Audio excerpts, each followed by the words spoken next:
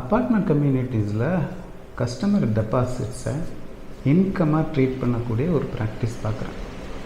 இது it's not a good or right practice to follow. ஒரு example, சின்னதாக ஒரு எக்ஸாம்பிள் பார்க்கலாம்.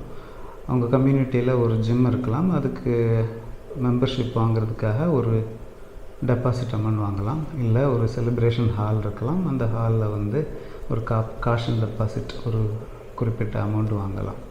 ஸோ இந்த டெபாசிட் நம்மளுடைய பேங்க் அக்கௌண்ட்டுக்கு வருது, இல்லை கேஷ்க்கு வருது. ஸோ நமக்கு காசு வர்றதுனாலேயே அதை இன்கமாக ட்ரீட் பண்ணக்கூடிய ஒரு மைண்ட் செட்டும் நமக்கு இருக்குது. இது ஆக்சுவலாக நல்ல சரியான ஒரு ப்ராக்டிஸ் இல்லை.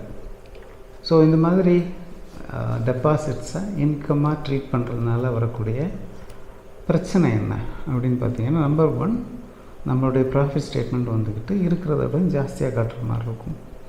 அண்ட் கையில் இருக்கிற கேஷ் பேலன்ஸ் பார்த்தாலும் உண்மைக்கு அதிகமாக ஜாஸ்தியாக காட்டுற மாதிரி இருக்கும்.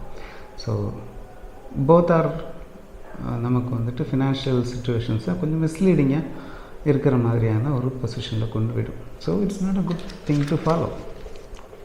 ஸோ இந்த மாதிரி கண்டிஷன் நம்ம என்ன பண்ணலாம் அப்படின்னு பார்த்தீங்கன்னா, டெபாசிட்ஸ் பேசிக்கலி நம்ம திருப்பி கொடுக்க வேண்டிய ஒரு காசு. ஸோ அதனால் இது ஒரு லயபிலிட்டி, நாட் அன் இன்கம்.